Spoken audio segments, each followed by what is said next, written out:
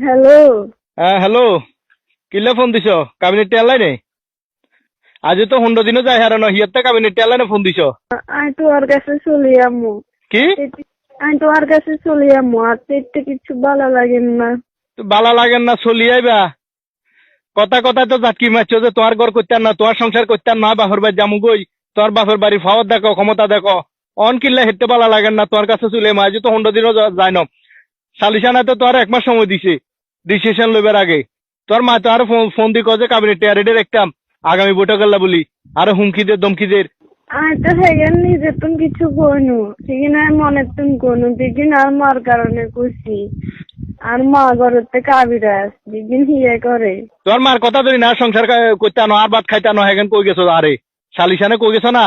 বৈঠক হয়েছে, বৈঠকে তুই তোর বক্তব্য লইছে, তুই নিজের মুখে কইছো না যে আয় ভাত খাইতে আনো, আজ আমুক আয় থাকতে আনো, কইছো না? কইছো নে? কইছি তো, আমি তো নিজে তুমি কইনু, আমি তো হিয়ার কারণে কইছি। হিয়ে কইছে তুই থাকিচ্ছে হাতের কাছে, হাতের ভাত খাইছে আসলে হাতের হিতে তুমি।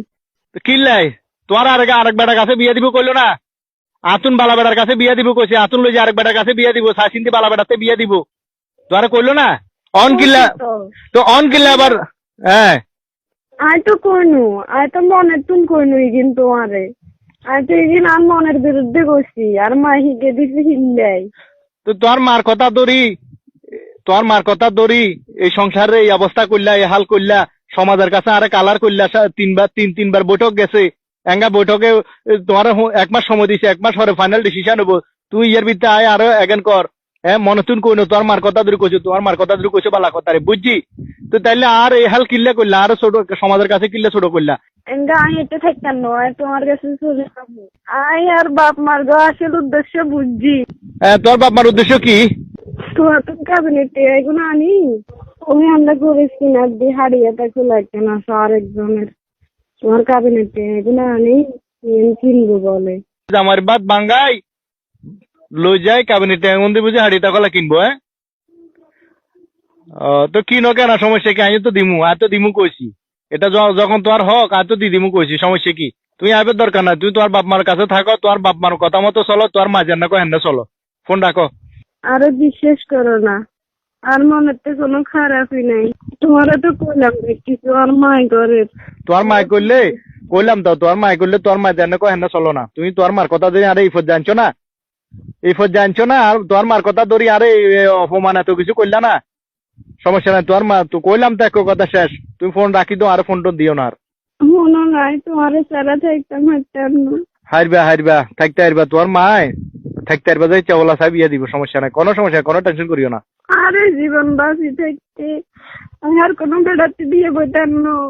আর ভুল হয়ে গেছে, আরে মাফ করে দাও। শান্তিতে নাই, আর বাপের বাড়ির মানুষ স্বার্থপর, সেগুলো স্বার্থে এত নাটক করছে। কিন্তু আর আমি বুঝিনু তুমি ছাড়া আর কোনো গতি নেই, আর কোনো রাস্তা নাই। তুমি আর বাপের বাড়িতে লই যাও, আর কোনো বৈঠকের দরকার নাই। আমি তোমার কাছে চলি আমু। মাফ করে দিবি, ঠিক আছে, দোষ হগলে করে, ঠিক আছে, মাফ চাইলে আল্লাহর কাছেও মাফ হয়, কিন্তু আজও যেহেতু সারাসারিও ন, তোমারও সময় দিছে 1 মাস, এটাও ঠিক আছে, আমি তাও মানি লইছি। তুমি আজ আর হরতুন যদি তোমার বাপ মার কথা মতো চলো, তাহলে আর সংসার আইও না। আজ যদি কো যে না সংসার আয়, তোমার মাথা চুল হাঁকালাইবা, সারা জীবন আর সংসারে কাটালাইবা, মৃত্যুর আগ পর্যন্ত আর সংসারে থাকবা, এই ওয়াদা যদি দিতে হারো, তাহলে আর কাছে আইতে হারো, আর নইলে আইও না। শুনো, আয় তোমার কথা মতো চলমু, দুজন করবা হ্যান্ডে চলমু, আর কেউর কথা ধরতাম না। আয় আর বাসের বের কথা শুনতাম নু। আর এই বাকি জীবন আমি তোমার সংসারে কাটালামু। জামার ভাই তুই কইয়ে থাকি দিন কাটালেও একজন নারীর সম্মান আছে, একজন নারীর সার্থক। আর বাসের ব্যাট মাসে গুছতে খাইলে সেই নারীর কোনো দাম নাই, 2 পয়সারও দাম নাই। আর সম্মান তোমার কাছে, তোমার সংসারে, তোমার ভাই।